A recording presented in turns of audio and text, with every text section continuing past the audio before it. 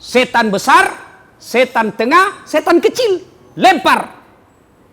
Simbol permusuhan abadi antara iblis dengan manusia. Itu kalau kita pergi jemaah haji kan Indonesia kan melempar. Ada jemaah haji Indonesia, Pak. Wah, dia lihat ini tempat setan. Dia bilang, inilah setan yang selama ini menggoda saya. Dia ambil batu. Kurang ajar kau. Selama ini kau menyesatkan saya. Dia lempar. Bismillahirrahmanirrahim. Allahu Akbar. Pak. Kembali itu batu. Melenting. Hampir kena kepalanya. Dia tangkap. Dia buka. Ada tulisannya. Sesama setan dilarang saling melempar. Dia bilang, di Samarinda kita sama-sama kontraktor. Wa qala idzan bismillahirrahmanirrahim.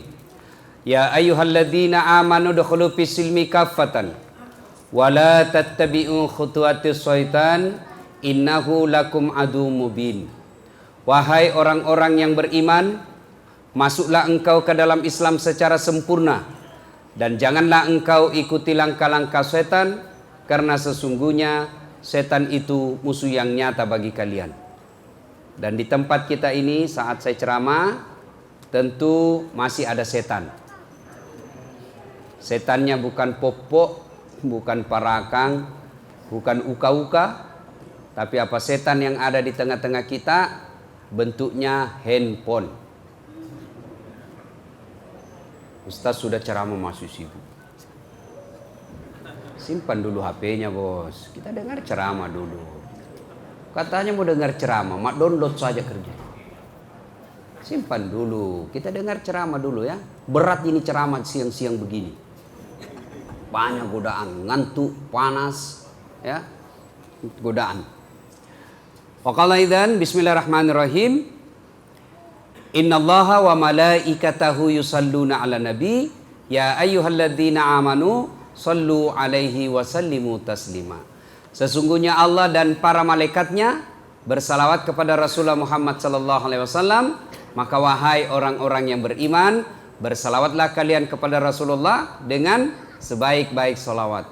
Allahumma salli ala sayyidina Muhammad wa ala alihi wa sahbihi ajma'in.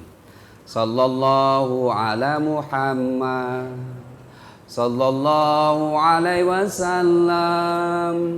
Sallallahu ala Muhammad sallallahu alaihi wasallam. Itu kalau di Sulawesi saya salawat begini semua jamaah ikut. Di sini dia lihat-lihati saya. Dia kira barangkali saya nyanyikan. Ibu bapak, saudara-saudara sekalian yang saya hormati. Ibrahim alaihissalam pernah bersedekah menyembelih 100 ekor onta, 300 ekor sapi, 1000 ekor domba. Subhanallah. Kira-kira kalau dirupiahkan sekarang kurang lebih 5 miliar. Seluruh orang memuji. Orang berkata, hebat kau Ibrahim. Jago tahu ini Ibrahim. Saya pun senang dipuji. Biasa orang bilang, tambah gagah ki Ustaz. Meskipun saya tahu dia bohong, tapi saya senang juga. Itulah manusia senang dipuji. Ustaz tambah muda ki. Mana bisa orang tambah muda? Memangnya kurang umurku. Saya tahu dia bohongi saya, tapi saya senang juga. Senang dipuji. Ibrahim begitu dipuji, luar biasa kau Ibrahim. Dermawan. Berlalulah beberapa hari, beberapa bulan, beberapa tahun. Pada saat itu ada anaknya lahir bernama Ismail alaihissalam dari istrinya Siti Hajar. Jadi ibu-ibu, ini saya biasa berkelakar. Dalam Quran itu Pak, ada beberapa jenis rumah tangga. Satu, suaminya beriman, istrinya kafir. Ini keluarga Nabi Lut alaihissalam. Yang kedua sebaliknya, istrinya beriman, suaminya kafir. Ini Fir'aun laknatullah alaih. Yang ketiga, istri kafir, suami pun kafir. Siapa? Abu Jahal, Abu Lahab. Dan yang keempat, istri beriman, suami beriman. Inilah keluarganya Ibrahim alaihissalam. Kira-kira ibu mau seperti apa? Ibrahim? Alhamdulillah. Dengar Pak, mau semua Ibrahim alaihissalam. Tapi ingat ibu, Ibrahim itu alaihissalam 2 istrinya. Langsung dia bilang, nggak usah Ustaz, Fir'aun saja. Nah, Ibrahim alaihissalam dengan istri Siti Hajar, lahir Ismail alaihissalam, itu keturunan orang Islam. Ibrahim alaihissalam dengan istrinya Siti Sarah, lahir Ishak alaihissalam, inilah keturunan Yahudi. Nah, ibu bapak, saudara-saudara sekalian, berlalulah. Kemudian pada tanggal 8 Zulhijjah, Ibrahim alaihissalam tidur dan dalam tidurnya bermimpi. Ibrahim, dulu kau pernah bernasar, kalau ada anakku, anakku saya sembeli. Sekarang kau punya anak, wujudkan janjimu. Ibrahim bangun. Ini mimpi atau wahyu? Kalau mimpi, kenapa jelas sekali? Kalau wahyu, kenapa anak disuruh potong? Bingung Ibrahim alaihissalam, berpikir-pikir. Tanggal 8 Zulhijjah. Maka sekarang tanggal 8 Zulhijjah bagi kita orang Islam diperingati dengan disebut hari Tarwiyah atau hari berpikir-pikir. Nah, sudah. Tidur lagi besok tanggal 9 Zulhijjah. Tidur lagi Ibrahim alaihissalam. Mimpi lagi. Mimpi yang sama. Ibrahim, wajah inderamu, bayar utangmu, nasarmu tunaikan. Ibrahim alaihissalam bangun. Dan lalu berkeyakinan, ini bukan mimpi. Ini pasti wahyu. Maka tanggal 9 Zulhijjah, Ibrahim alaihissalam yakin. Maka kita pun tanggal 9 Zulhijjah sekarang ini disebut hari Arafah atau hari keyakinan. Mantap. Tanggal 10 Zulhijjah, Ibrahim alaihissalam mendatangi anaknya dan berkata, "Nak, saya mimpi diperintah Allah untuk menyembelih kamu. Menurut kamu bagaimana?" Bapak-bapak kalau anaknya ditanya di rumah, kira-kira apa jawabannya? Cok. Bawa bacok. Sini kau dulu. Apa Pak? Saya disuruh Tuhan sembelih kamu. Menurutmu bagaimana? Pasti jawabannya, kenapa saya masih muda? Nenekku saja yang sudah tua. Ini jawaban orang pintar tapi tidak soleh. Benar, masuk akal. Ini kan sudah tua, sudah sedikit lagi sakaratil maut. Muka-muka seperti ini di depan ini. Muka sakaratil maut. Tapi apa kata Ismail alaihissalam? Pak, kalau ini perintah Allah, jangan ragu. Jangan sedih. Don't worry, be happy. Gaya-gaya. Tahu jadi artinya itu tadi? Pokoknya gaya saja. Jangan cemas. Laksanakan. Insya Allah Bapak akan menemukan saya menjadi anak yang soleh. Lalu Ismail alaihissalam berkata, tapi tolong Pak ya, nanti kalau Bapak eksekusi, tolong pakai pisau yang sangat tajam. Supaya saya tidak menderita. Yang kedua, tolong Bapak tutup matanya. Supaya Bapak tidak ragu-ragu. Kalau Bapak lihat saya, maka saya khawatir Bapak tidak yakin. Tutup matanya. Yang ketiga, kata Ismail alaihissalam, tolong Bapak ikat kaki dan tanganku. Supaya apa? Saya tidak meronta-ronta. Yang keempat, tolong bajuku yang dipakai nanti jangan kena percikan darah supaya ibu saya tidak mengetahuinya. Dan yang kelima, jika esok lusa saya telah wafat dan meninggal, usahakan tidak ada anak-anak yang lewat depan rumah seusiaku supaya ibu saya tidak mengenangku lagi. Baiklah, tanggal 10 Zulhijjah Ibrahim alaihissalam membawa anaknya untuk dieksekusi. Maka tanggal 10 Zulhijjah bagi kita umat Islam sekarang ini disebut hari An-Nakhar atau hari menunaikan janji. Sudah? Jalanlah. Pergilah Ibrahim alaihissalam. Lalu Ibrahim alaihissalam berkata kepada istrinya, yang sayangku, itu para nabi Pak, romantis, tidak seperti Bapak. Kasar sama istri. Waktunya pacaran sopan betul. Hati-hati Neng. Tabeki. Ada batu di depan tak sayang. Itu waktu dipacari. Sekali sudah ada anaknya 2, tak hantuk kakinya. Di mata kusimpan matamu bodoh. Saya begitu. Ibrahim alaihissalam romantis sama istrinya. Iya Pak. Ini ibu juga romantis juga sama suaminya. Kalau ibu-ibu sekarang kan juga banyak yang kasar sama istrinya, suaminya. Suaminya memuji, wahai istriku, wih cantik betul kau hari ini. Langsung dia beli istrinya, berarti saya jelek kemarin. Ini tidak tahu juga dipuji. Nah, Ibrahim alaihissalam berkata, tolong mandi anak kita, kasih pakai baju yang baru, kasih parfum, sisir rambutnya rapi-rapi. Mau kemana? Saya mau bawa jalan-jalan. Siap, laksanakan tugas. Dimandi, dikasih parfum, kasih baju baru, sisir. Jalanlah Ibrahim bersama Ismail alaihissalam menuju kemana? Tempat penyembelihan yang sekarang Mina. Ketika menuju ke tempat itu, kepanasan iblis. Panas iblis. Wah, luar biasa ini Ibrahim. Mau betul dia potong anaknya. Lalu digodalah Ibrahim alaihissalam. Mas bro.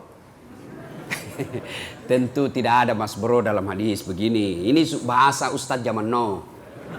Supaya Bapak tidak ngantuk. Cuma lain kali nih panitia jangan bikin acara seperti ini siang-siang. Berat godaannya. Ngantuk, orang pergi rekreasi, Ustadz juga habis makan kenyang. Sudah, jalan. Digoda Ibrahim. Ibrahim, kau mau kemana? Baliklah kau, tengok itu anakmu, itero anakmu, makesik kesina. Lagi lucu-lucunya, puluhan tahun kau harapkan, kau balik lihat itu anakmu. Ismail waktu itu, Al-Quran tidak menjelaskan berapa tahun umurnya. Al-Quran cuma mengatakan Ismail sudah pandai membantu orang tuanya cari nafkah. Ya kira-kira remaja lah kalau sekarang. Usia kira-kira 14 tahun. Ya generasi TikTok. Pilih anaknya. Ibrahim, kau balik lihat itu anakmu. Lucu, sudah pandai bekerja. Puluhan tahun kau harapkan. Masa kau mau potong? Sadar kau. Ibrahim alaihissalam ambil batu. Dia lempar itu iblis. Ishab ya lai, pergi kau setan, laknatullah lai. Jangankan anakku, diriku pun saya potong kalau Allah ingin. Lempar, kena kepalanya sampai Balikpapan, balik lagi. Gagal goda Ibrahim, dia datang goda istrinya. Istrinya lagi digoda. Hajar. Kau tahu mau dibawa kemana anakmu? Saya tahu, mau dibawa suamiku jalan-jalan, dia boleh dongok kok. Dia bilang, masuk nu, dia patolog-tolog itu suamimu. Sembarang bilang, apa maksudnya? Dia bilang, itu dia mau potong anaknya. Sembarang kau bilang, kau mana ada bapak mau potong anaknya? Betul kak, mau ada potong. Kok bisa? Katanya perintah Tuhannya, jadi dia mau potong. Masya Allah. Apa kata Siti Hajar? Iblis, kalau ini perintah Allah, jangankan anakku, saya pun siap dipotong kalau itu perintah Allah. Dia ambil batu, dilempar juga. Pergi kau, pak, kena kepalanya. Sampai berau, balik lagi. Dia bilang iblis, lebih gila dari anaknya ini. Akhirnya apa? Gagal suaminya, gagal istrinya, dia datang ke anaknya. Boy. Cok. Kau tahu mau kau dibawa ke mana bapakmu? Kau tahu ji. Mau karena potong.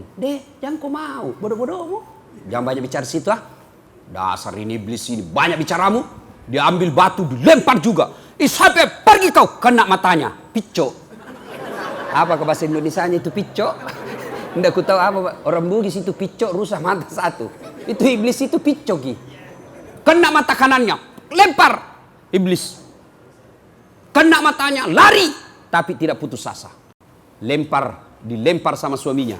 Dilempar sama istrinya. Dilempar juga sama anaknya. 3 kali lempar. Inilah simbol pelaksanaan ritual melempar 3 jumroh ketika orang Islam pergi haji. Lontar jumrah akabah, usta, ula.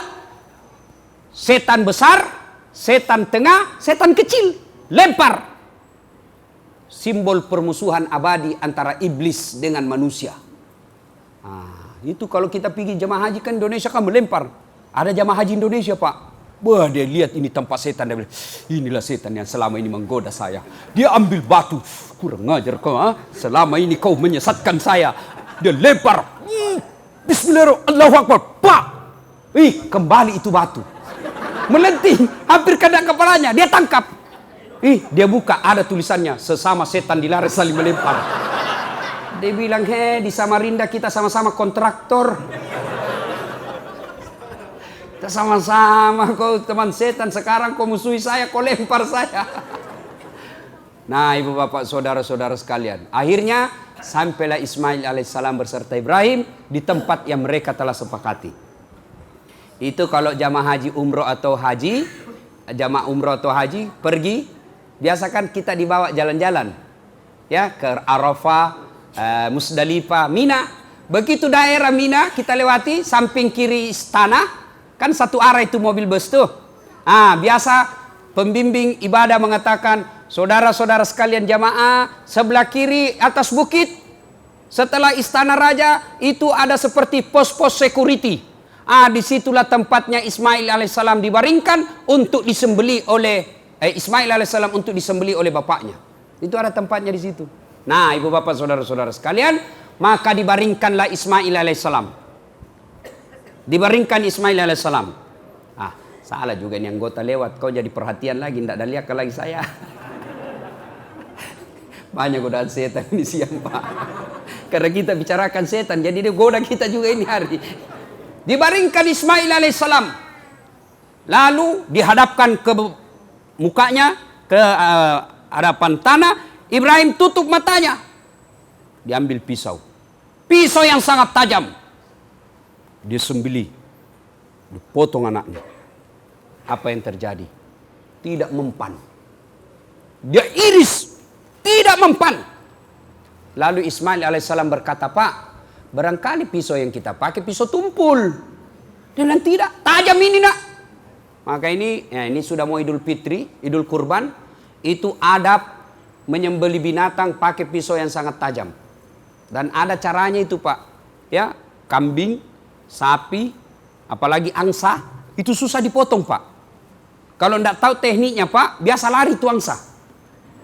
Dia tinggal kau lari itu. Kalau kita potong tengah-tengah, maka kita itu potong daerah sini. Nah, lain kali kita bahas itu. Nah, ibu bapak, saudara-saudara sekalian, adabnya pakai pisau dan mengucapkan bismillah. Hati-hati bapak yang suka makan ayam di luar, ayam potong. Banyak itu biasa tukang potong, dia tidak baca bismillah potong ayam. Saya pernah lihat di pasar tukang potong Pak, 40 ayam dia potong cuma satu kali bismillah. Dia cuma bilang bismillahirrahmanirrahim kali 40. Tidak boleh begitu cilaka. Harus satu bismillah, satu leher. Ibu bapak, saudara-saudara sekalian, akhirnya dipotong, tidak mempan. Ibrahim berkata, memang barangkali tumpul ini saya punya parang. Dia hantamkan ke batu. Begitu dihantamkan ke batu, baru satu kali terbelah itu batu. Ibrahim, tajam aja ini. Kok tidak bisa mempan ini? Dia ulang lagi. Begitu dia mau ulang, Ismail alaihissalam berkata, Pak, tunggu dulu. Apa lagi nak? Tolong buka ikatan kaki dan tanganku. Lepaskan ikatan kakiku dan tanganku. Kenapa? Saya takut nanti Allah menilai saya tidak ikhlas dan terpaksa, maka saya harus diikat. Lepaskan ikatan saya. Subhanallah. Dibukalah ikatannya. Lalu disembelih. Begitu dia gorok kedua kalinya, Allah Subhanahu wa taala di tempatnya, di dekat kursi kebesarannya, memanggil seluruh malaikat. Wahai malaikatku, kau saksikan ini manusia hambaku.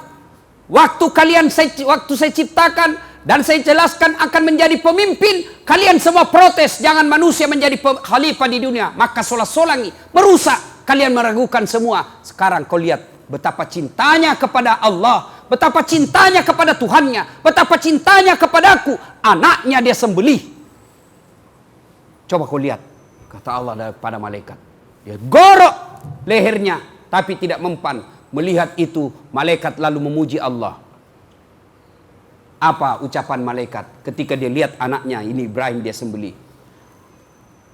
Allahu Akbar, Allahu Akbar, Allahu Akbar. Disambung, itu malaikat katakan Allahu Akbar, Allahu Akbar, Allahu Akbar.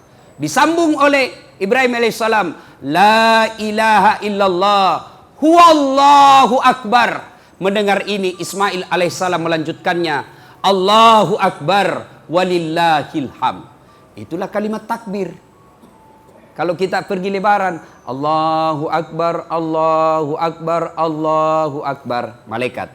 La ilaha illallah wallahu akbar. Ibrahim.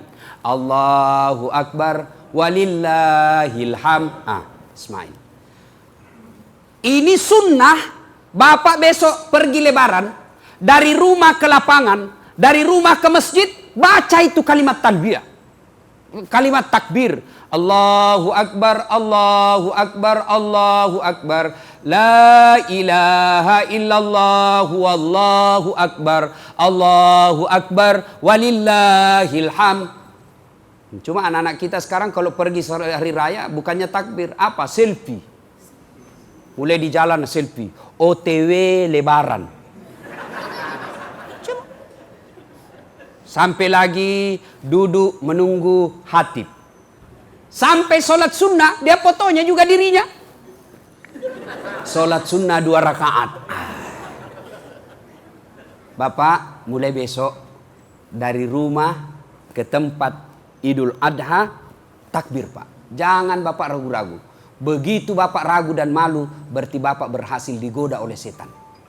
Kerasin saja. Allahu Akbar, Allahu Akbar, Allahu Akbar. La ilaha illallah, Allahu Akbar, Allahu Akbar, walillahil hamd. Ada yang berkata, bah, so alim. Bilang, setan. Allahu Akbar, Allah. Setan juga. Sudah. Tidak ada urusan. Takbir. Itulah bentuk kecintaan kita kepada Allah. Alhamdulillah Allah tidak minta anak dikurbankan. Iya, kalau anak dikurbankan, diminta kurban dan banyak anak. Enak. Mana? Cari yang nakal. Kurbankan anakmu. Cari yang mana yang pembohong ini. Bapak saudara-saudara sekalian. Nah, sudah itu, begitu disembeli, kemudian bertakbir. Allah perintahkan kepada malaikat Jibril. Jibril, ambil itu kibas dalam sorga. Bawa itu kibas. Ganti lehernya Ismail menjadi kibas. Maka kibas itulah yang dipotong. Inilah sejarah kurban yang insya Allah beberapa hari yang akan datang kita melaksanakannya, Idul Kurban. Bapak saudara-saudara sekalian, nah itu ceritanya kan, sudah tahu jelaskan? Sudah, nanti kalau ditanya anak-anak kita sudah bisa dijelaskan. Nah sekarang apa hikmahnya? Apa pelajaran yang ingin kita bawa pulang dari kisah ini? 1. Percayalah bahwa, saya ulang, percayalah bahwa setiap kita mau melakukan kebaikan, setan pasti kepanasan dan berusaha menggagalkan kita. Allahu Akbar, Allahu Akbar. Setan bisik, ada pembeli. Sebentar, bisa itu, selesai kau sholat sendiri saja di rumahmu. Setan. Apa Bapak kemudian tinggalkan barang dagangan, lalu menuju ke tempat wudhu? Apa setan putus asa? Tidak. Setan tidak akan berhenti sebelum berhasil. Maka dia goda lagi kita. Bagaimana caranya? Wudhu kita seadanya. Wudhu kita tidak sesuai diajarkan Nabi. Banyak orang wudhu Pak sekarang yang saya lihat tidak diajarkan Nabi. Bagaimana doa mau diterima ketika sholat? Kita wudhu saja salah-salah. Wudhu sambil terima telepon. Ya, sebentar kok telepon lagi. Gampang itu, 20.000 cocok. Itu. Siapa aja ki wudhu sambil terima telepon? Jangan ketawa bos, saya serius ini. Ayo.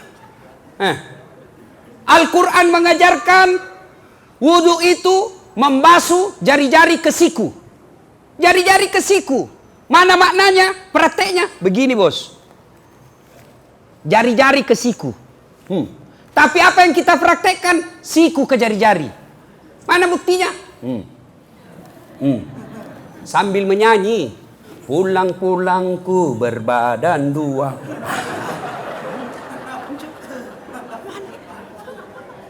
Setan goda kita itu. Wah, wudhu tidak sempurna. Itu setan masuk. Anggaplah Bapak wudhu dengan sempurna. Jangan pikir setan putus asa. Tidak, masih digoda kita Pak. Masuk kita ke masjid, dia goda lagi. Tidak usah kau sholat sunnah, itu sudah hampir qomat. Duduk saja. Langsung kita duduk, masuk setan. Anggaplah Bapak berhasil mengalahkan setan lalu sholat sunnah. Jangan pikir setan menyerah. Apa? Dia suruhnya lagi kita cepat-cepat. Tidak usah kau baca surat pendek. Al-Fatihah saja. Cukup. Anggaplah Bapak sholat dengan sempurna. Jangan pikir setan menyerah. Apalagi digoda lagi kita. Dengan cara apa? Luar biasa kau dasar. Wudukmu bagus. Sholatmu sempurna. Bacaanmu baik. Kamu paling soleh dalam masjid. Akhirnya muncul sombong. Semua yang ada masjid ini salah, saya saja yang benar. Masuk setan. Sekarang banyak orang begitu Pak. Sholat hanya dia rasanya yang benar. Kayak dia saja masuk surga. Banyak sekarang penceramah itu bukan penceramah sebenarnya, baru belajar agama. Baru 1 bulan belajar, itu pun melalui YouTube. 3 menit habis kuotanya. Akhirnya belajar agama setengah-setengah. Bahaya itu Ustadz sekarang, Ustadz sombong. Suka sekali salahkan orang. Bid'ah, masuk neraka. Nenekmu punya neraka. Luasnya itu sorga kau tidak mau kasih masuki bos. Kasih masuki juga biar di pinggir-pinggir. Kaulah di tengah, biarlah kami ini di pinggir. Masa banyak sekarang penceramah Pak, judulnya bikin takut-takut. Judul, kesalahan-kesalahan orang yang sholat. Kenapa orang yang sholat kau cari salahnya? Lebih kesalahan-kesalahan orang yang tidak sholat. Hanya itu penceramah begitu. Kesalahan-kesalahan sholat berjamaah. Apa orang berjamaah kau salahkan? Kita setengah masih kasih masuk masjid, kau kasih salah lagi. Kenapa tidak ke ceramah saja? Apa ceramah? Akibat orang yang tidak berjamaah di masjid. Supaya dia datang. Ini sekarang banyak lagi ceramah. Kesalahan-kesalahan orang yang berkurban. Kita setengah mati aja berkurban, kau salahkan lagi. Banyak itu penceramah begitu Pak. Itu penceramah sombong itu. Hanya dia mau masuk surga. Nenek muka punya surga. Banyak penceramah sekarang ini sombong. Tidak mau menerima perbedaan pendapat. Adakah Ustadz sombong? Banyak Pak. Banyak itu Ustadz sombong. Ada beberapa kenalan saya Ustadz sombong betul. Mana ciri-cirinya? Waktu belum terkenal, saya miss call, dia sudah langsung telepon saya. Saya miss call saja, dia langsung telepon. Sekarang saya telepon, tidak dijawab-jawab. Dari pagi sampai sore saya telepon, tidak dijawab. Begitu malam dia jawab, siapa ya? Sota. Ada nama aku di situ, aku pura-pura tidak kenal. Jauh. Hancur juga ini Ustaz. Ada juga Ustaz begitu Pak.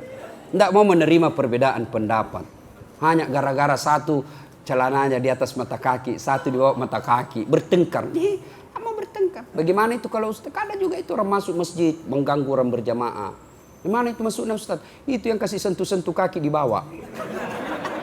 Bagaimana itu Ustaz? Kalau mau kasih begitu, tanya dulu di samping tak.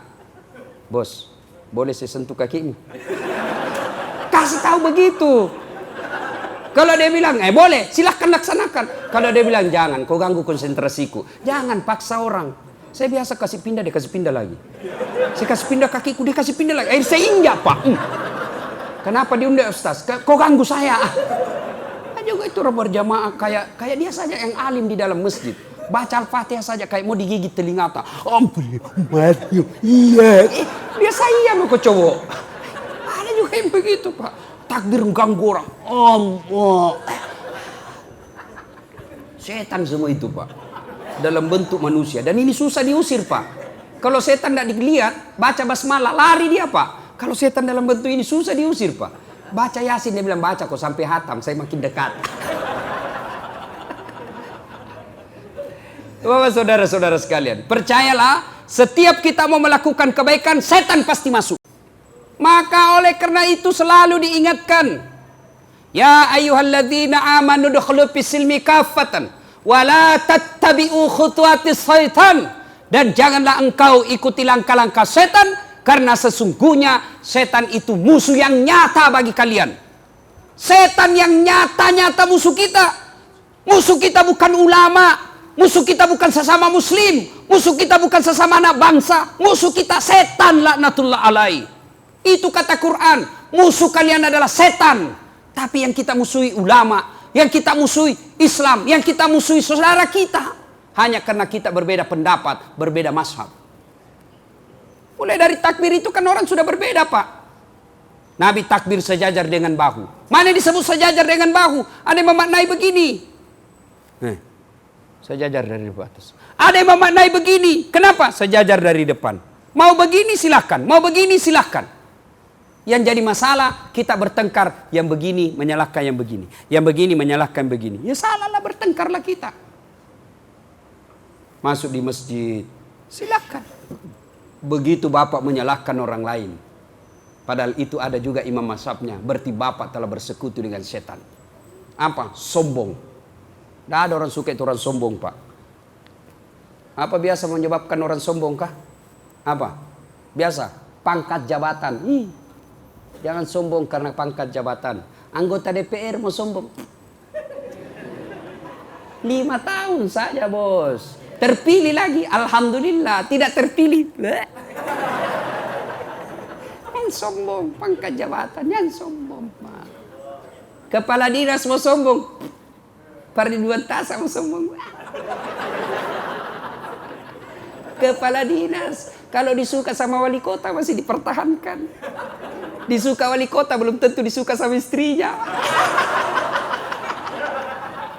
Hancur kita, Pak. Jabatan pangkat jangan membuat sombong. Apa? Ada batasnya. Apalagi membuat sombong orang. Ilmu. Jangan sombong gara-gara ilmu. Marah Allah dikasih pikun. Pikun, Pak. Tidak ada obatnya. Ada guru besar, Pak. Profesor doktor. Banyak betul gelarnya. Begitu dia mau pensiun mulai pikun-pikun. Diprotes sama istrinya. Pak, biasanya selama ini kalau bapak mau pergi mengajar cium-cium saya. Ini sudah hampir 1 minggu. Kok keluar tidak pernah cium saya lagi? Dan sudah bilang suaminya, astagfirullah. Berarti siapa saya cium selama ini? Ternyata pembantunya dicium. Dan juga modus. Mentang-mentang sudah dengar begini, pura-pura pikun. Pembantunya ditemani tidur karena istrinya gendut. Begitu didapat sama anaknya, bukan mamamu ini kah? Hancur juga. Dan sombong, Pak. Apa lagi membuat orang sombong? Apa lagi? Harta. Jangan sombong, Pak. Sebentar saja kalau Allah mau ambil. Sebentar saja, Pak. Dengar, masih ingat kisahnya Qarun? Kaya, banyak hartanya. Sombong. Ya Qarun, kau dapat dari mana ini harta? Ini tidak ada hubungan sama Tuhan. Ini hasil jeripaya saya. Marah Allah. Murka. Dibelah itu permukaan bumi. Tenggelam Qarun dengan segala hartanya. Maka sekarang orang Indonesia kalau dia dapat harta di tanah, dia bilang harta karun. Jangan sombong, Pak. Karena sombong pintu masuknya setan. Tahu? Dosa pertama dilakukan makhluk kepada Allah apa? Dosa apa? Dosa apa? Sombong. Ketika iblis diciptakan, Adam diciptakan, Allah berfirman, ini Adam, makhluk saya paling mulia. Sujud kau kepada Adam. Malaikat lakukan, tumbuhan, binatang lakukan. Iblis tidak mau. Saya tidak mau ya Allah. Kenapa kau tidak mau? Adam diciptakan dari tanah. Saya dari api. Unsur kejadian saya lebih mulia dari Adam. Adam baru diciptakan. Saya senior. Masa senior hormat sama junior? Gengsi dong. Saya tidak mau. Allah berfirman, kau sombong rupanya. Keluar kau dari surga. Diusir gara-gara apa? Sombong. Jabatan sombong. Fir'aun. Itu simbol kesombongan dengan jabatan Fir'aun. Allah laknat Fir'aun karena dia punya rasa sombong. Kenapa? Karena punya sombong, puncak kesombongannya dilantik dirinya jadi Tuhan. Maka sekarang Allah laknat, tidak ada suka itu Fir'aun. Buktinya mana Ustaz? Mana ada orang mau kasih nama anaknya Fir'aun? Pejabat Indonesia juga tidak senang kalau disebut Fir'aun. Saudara-saudara sekalian, ladies and gentlemen. Hadirin, kita sambut Bapak Fir'aun Kabupaten. Dilemparnya kita, Pak.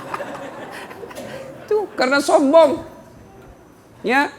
Nah, puncak kesombongan satu diantaranya teman setan, sombong, ghaniyun mutakabbir, orang kaya yang sombong. Orang kaya yang sombong. Kaya harta sombong, temannya setan. Kaya pangkat pejabat sombong, temannya setan. Kaya ilmu, ilmuwan sombong, temannya setan. Itu temannya setan. Tapi kalau itu semua orang sombong, orang masih bilang, iya kan pantas dia kaya lah, sombong, wajar. Tapi temannya setan. Kalau kaya sombong, temannya setan. Bagaimana kalau miskin sombong?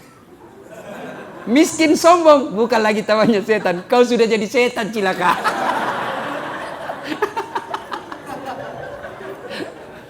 Allah sayang kita, Allah hadirkan Ramadan kemarin untuk menghilangkan rasa sombong.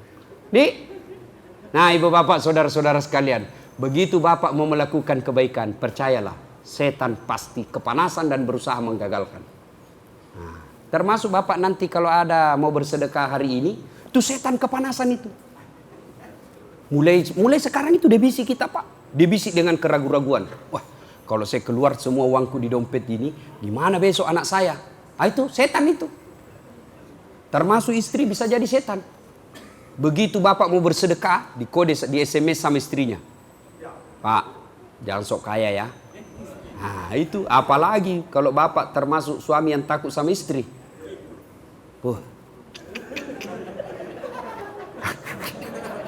Ada di sini suami takut sama istrinya? Ada? Ada? Waduh, lain-lain. Kiamat. Nggak usah aku tunjuk pak. Berarti jadi laki-laki kalau takut sama istri. Nah, bagaimana caranya Pak Ridwan Tasak mau takut sama istrinya? Caranya. Nah gaji diambil semua tiap bulan. Kita kasih uang panai. Dibelikan mobil, dicicilkan rumah, dicicilkan pakaian. Semua gaji kita diambil tiap bulan. Masa kita mau takut sama istri? Cari mati itu. Nah, jangan mau takut sama istri pak. Nggak betul itu. Saya bilang, berarti Ustaz tidak takut sama istri. Ngapain sih takut sama istriku? Cuma dia lebih berani dari saya.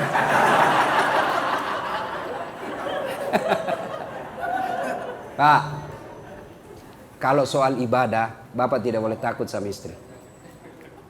Ya, kalau soal disiplin keluar, itu tidak apa-apa. Misal istri cari kita saat keluar, sudah saatnya sudah ada di rumah, bapak tidak ada, ditelepon dan marah-marah, itu wajar. Tapi kalau bapak mau bersedekah lalu takut sama istri, berhenti jadi laki-laki pak. Jangan ketawa, serius ini. Apalagi kalau istrinya orang Bugis. Masekan.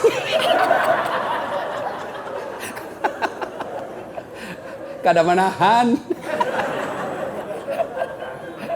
Ya bapak, saudara-saudara sekalian, ayo. Ketika kita mau melakukan kebaikan, percayalah, iblis selalu ada di situ menggagalkan. Jadi ketika bapak mau bersedekah dan tiba-tiba batal, lawan itu iblis. Astagfirullah, astagfirullah. Jangan astagfirullah, lalu cabut itu duit, masukkan celengan. Jangan astagfirullah, astagfirullah. Tapi dia kasih masuk kembalikan dompet. Dia bilang, setan, biar aku istighfar, sembunyi uangmu. Bapak, saudara-saudara sekalian ya. Nah, cara melawan setan dengan cara perbanyak istighfar. Astaghfirullahaladzim wa atubu ilaihi, la ilaha illa anta subhanaka inni kuntu minadz zalimin. Terlalu panjang itu Ustaz, boleh yang pendek. Astaghfirullahaladzim wa atubu ilaihi, astaghfirullahaladzim wa atubu ilaihi. Masih panjang Ustaz, paling yang pendek. Astagfirullah, astagfirullah, astagfirullah. Paling pendek astagfirullah, astagfirullah. Nah, karena waktu asar sudah dekat. Hah? Jam 3 asar Pak. Bapak enak, saya capek. Saya di Kadit pagi, kodong baru pulang dari Turki. Belum sempat peluk-peluk istri, lari lagi ya. Bapak, saudara-saudara, yang kedua, berkurbanlah. Berkurbanlah Pak. Tapi aneh zaman sekarang Pak, ada orang mampu, tapi tidak mau berkurban. Saya ulang, betapa banyak orang Islam mampu, tapi dia tidak mau berkurban. Sebaliknya, betapa banyak orang tidak mampu, tapi mau poligami. Iya ibu ya? Benar. Betapa banyak orang mampu tidak mau berkurban, dan berapa banyak orang tidak mampu mau poligami. Bagaimana ceritamu bos? Tapi sebenarnya poligami boleh, selama bapak mampu. Kalau tidak mampu, jangan cari penyakit. Ayo, mulai cemas ibu-ibu. Terancam ini ibu-ibu ini cari poligami. Ibu-ibu mau masuk surga? Mau ibu? Poligami. Dan sudah bilang ibu, banyak jalan menuju surga Ustadz. Memang banyak tapi macet. Dia bilang, tapi Ustadz sakit hati Ustadz, dendam kita. Iya, karena hadiahnya sorga. Kalau tidak sakit hati dan biasa-biasa, hadiahnya cukup kipas angin.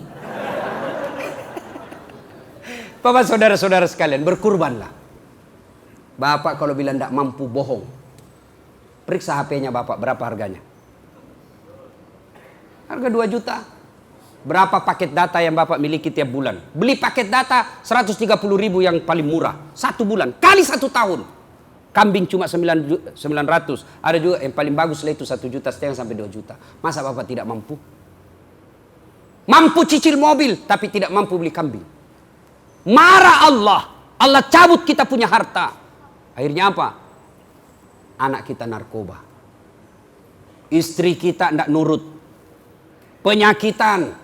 Sembuh encok, datang asam urat. Selesai asam urat, usus buntu. Ditangani asas buntu, kolesterol. Itu karena Bapak pelit, sekek, kikir galap, aku jambatan. Apa? Pak, coba lihat orang rajin sedekah, Pak. Tidak ada itu banyak penyakitnya. Tapi yang pelit, macam-macam penyakitnya. Akhirnya apa? Uangnya keluar sia-sia. Tidak ada pahalanya. Kenapa? Hanya ngurus beli obat. Ya serius kita ini Pak. Setan tidak akan pernah biarkan kita berbuat baik. Maka berkurbanlah. Ada perokok di sini? Hah? Saya kadang-kala ditanya jamaah Ustadz, kenapa doaku tidak dikabulkan? Saya tanya, Bapak merokok? Iya Ustadz, itu sebabnya. Kok bisa Ustadz? Salah satu penyebab doa tertolak kalau kita berbuat haram. Mana hukum? Rokok. Haram kan? Bapak cari, buka itu online Pak. Cari itu fatwa ulama tentang rokok. Hanya ada ulama Indonesia sebagian yang mengatakan rokok itu makruh. Kenapa? Ternyata saya pelajari yang mengatakan makruh karena dia juga merokok. Ya, ulama Timur Tengah semua bilang haram. Tidak ada faedahnya itu rokok. Hanya bikin kita ketagihan. Karena biasa orang merokok itu biasa saya lihat kayak orang beleng-beleng. Coba itu di bandara itu Pak, saya baru pulang dari Turki. Itu orang perokok, saya lihat kasihan kayak dikasih masuk di belek-belek. Kaleng-kaleng, baru dia di dalam sendiri. Itu aja dikerja 10 menit. Sekali-kali isap, kunyah. Coba kasihan saya lihat itu perokok, kayak kurang kerjaan. Jangan marah Pak ya, jangan marah. Bapak juga kalau marah tidak apa-apa, saya sudah mau pulang juga nanti. Berhentilah merokok Pak. Tahu itu rokok. Semua perusahaan rokok yang ada di Indonesia dan di dunia umumnya milik orang Yahudi. Apa kerjaannya Pak? Dia kasih sakit kita orang Islam. Sudah itu dikirimi lagi kita anti obatnya itu supaya kita berhenti batuk. Jadi uang kita habis untuk orang Yahudi. Bapak perangi, Allahu Akbar, takbir, lawan Yahudi, tapi Bapak merokok. Ceritanya, jangan marah Pak, jangan marah. Saya doakan Bapak berhenti. Tabung itu uang rokok, niatkan hari ini, ya Allah, tolong saya tidak bisa sembuh tanpa pertolonganmu ya Allah. Saya niatkan pembeli rokok saya ya Allah, saya kirim ke Palestina untuk saudara saya. Masa Allah tidak kabulkan doa kita? Berarti ya Bapak merokok itu setan itu Pak.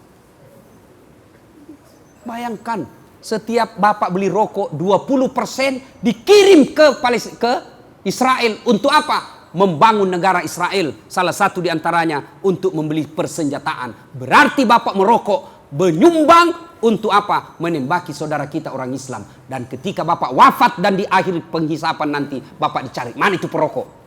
Mana semua itu perokok? Sudah dikasih tahu Ustadz Dasar tapi kepala batu. Hati-hati Pak. Saya doakan Bapak berhenti merokok lalu beli kambing. Insya Allah. Tidak ada orang bangkrut kalau rajin berkurban. Tidak ada Pak. Banyak pengalaman hidup saya tentang hebatnya ini kurban. Sedekah Pak. Kecil itu Pak, Allah ganti kecil. Kenapa kita miskin? Selalu kita bilang, apa saya makan besok? Apa saya kalau saya sedekah ini? Saya potong kambing, apa saya besok? Allah marah. Kenapa? Kita tidak percaya Allah Maha Kaya. Kita tidak yakin Pak, maka kita miskin. Kenapa? Karena selalu berpikir saya miskin, saya miskin. Ana inda sanni abdi bi, saya tergantung sangkanya hambaku. Kalau dia hamba, ya dia yakin Dia kira miskin, miskin kau. Kalau kau yakin kaya, kaya kau. Dalam psikologi disebut sugesti atau berprasangka baik. Gimana kalau saya potong kambing? Apa nanti pembayaran? Jangan putus asa. Allah Maha Kaya. Selalu saya kasih contoh. Bapak-bapak tahu cicak? Tahu cicak? Apa dia makan cicak? Hah? Masuk akal enggak? Ibu-ibu, masuk akal enggak cicak makan nyamuk? Gimana caranya cicak enggak bisa terbang? Nyamuk terbang. Bagaimana caranya? Allah yang ngatur. Bukan cicak yang pergi terbang kejar nyamuk. Nyamuk yang masuk ke mulutnya cicak. Itu masih ingat lagu waktu kecil? Cicak-cicak di dinding, diam-diam merayap. Datang, datang Pak. Bukan kata, lagu bilang tidak. Cicak terbang ke nyamuk. Tidak. Tapi apa? Datang seekor nyamuk. Hap. Lalu ditangkap. Coba. Itu cicak enggak sarjana. Enggak anggota DPR. Enggak pegawai. Bisa hidup. Apalagi kita yang punya Allah Maha Kaya. Kenapa kita miskin? Karena kita tidak yakin mampu. Yakin mampu. Allah kasih kemampuan. Jelas? Kalau Bapak ragu-ragu nanti cari ambil dari dompet. Bapak berarti sangka buruk kepada Allah. Tidak ada baiknya itu sangka. Yakin saja Pak. Saya dalam hidup saya, semakin saya cemaskan masa depan, semakin susah uang saya dapat. Tapi kalau saya tidak pernah ragu, Allah kasih. Allah janji. Ud'uni astajib lakum. Minta kau kepada aku, saya kasih kamu. Ya Allah, mudah-mudahan tahun ini saya bisa berkurban ya Allah. Masa Allah tidak bantu kita? Cuma kita tidak pernah serius. Mana buktinya serius? Ayo, mulai tahun lalu kita mulai tabung. Tiap pasar 100.000, tiap pasar 100.000. 1 tahun bisa beli kambing. Sama berkurbanlah Pak. Dan hari ini kita berusaha untuk kurban untuk sesama muslim kita ada di Palestina. Bapak saudara-saudara sekalian, inilah tausiah kita, mudah-mudahan ada manfaat. Ada 2 hikmah taksiah ceramah kita hari ini. Siapa yang bisa tahu? Siapa yang tahu? Satu setan? Hah? Ayo. Siapa yang bisa jawab? Hikmah pertama, setan selalu? Hah? Setan selalu? Hah? Sini. Hadiah, sini. Hadiah, cepat sini. Hadiah. Oh, Masya Allah. Ini Dek. Hadiah. Oh ya? Ya, makasih ya. Yang kedua, hikmah pengajian kita yang kedua apa? Hah?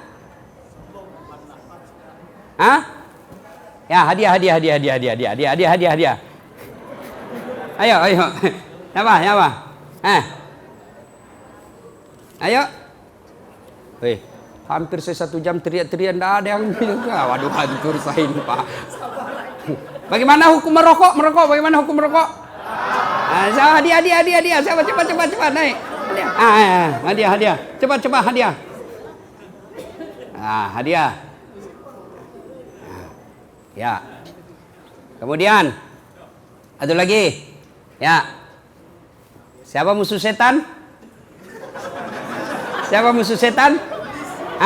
Siapa musuh setan tadi? Simbol Firaun apa? Mana? Hadiah. Cepat hadiah. Oke. Sudah cukup. Bapak tahulah salah satu hikmahnya, ya, bahwa yang sap paling depan gampang dapat rezeki. Ikan dari sana tidak dapat rezeki karena jauh Pak. Maka kalau ada pengajian dekat-dekatlah.